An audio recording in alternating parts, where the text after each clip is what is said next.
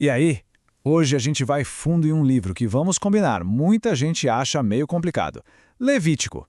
Mas o capítulo 6, especificamente, guarda umas ideias super atuais sobre justiça, reparação e, olha só, sobre o que realmente significa adorar. Vamos descobrir juntos o que esse texto antigo tem para nos dizer. Para a gente já começar a entender a importância disso, essa instrução bem famosa de Jesus não surgiu do nada, sabia? Ela é, na verdade, um eco de um princípio que já estava lá em Levítico, centenas de anos antes. Isso já mostra de cara que a conexão entre tratar bem as pessoas e adorar a Deus é algo fundamental, desde sempre. E é aqui que a gente chega no primeiro grande pilar de Levítico 6. A ideia de que, para estar bem com Deus, primeiro você precisa estar bem com as pessoas.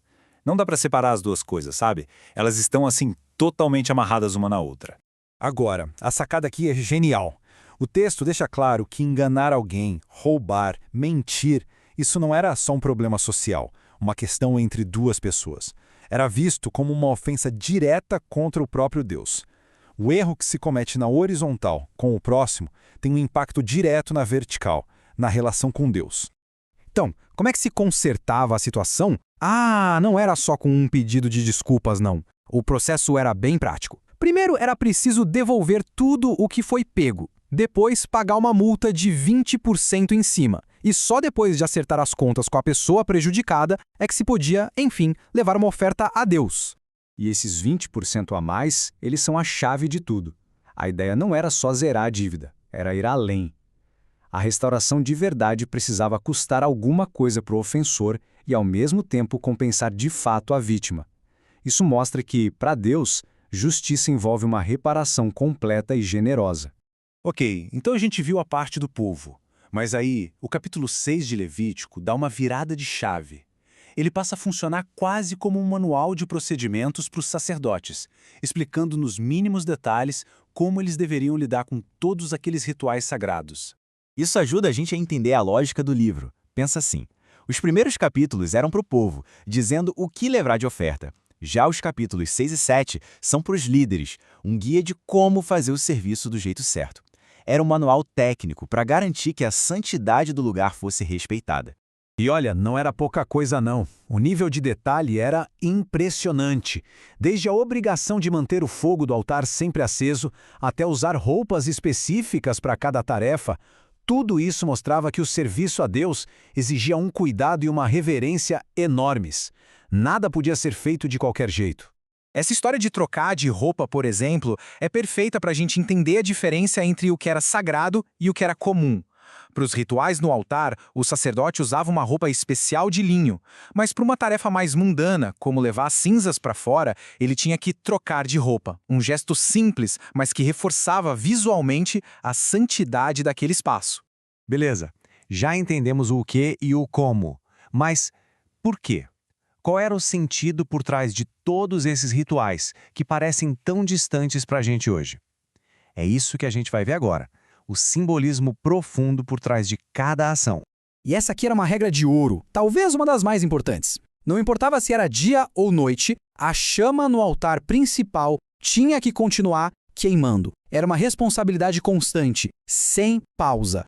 O simbolismo aqui é muito forte. A chama que nunca se apagava era um sinal de que o caminho para o perdão, para a comunhão com Deus, estava sempre aberto. E, ao mesmo tempo, era um lembrete para o povo.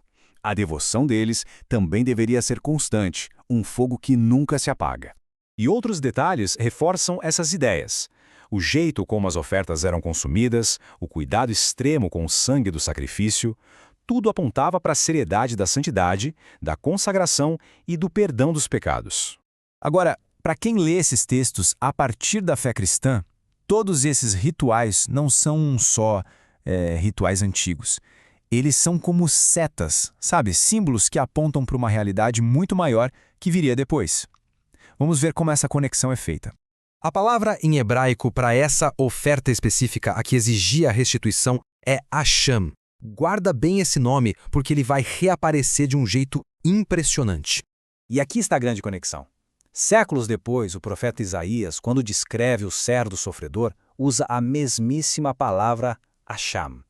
Aquele sacrifício lá de Levítico é ligado profeticamente ao Messias, que faria a reparação definitiva.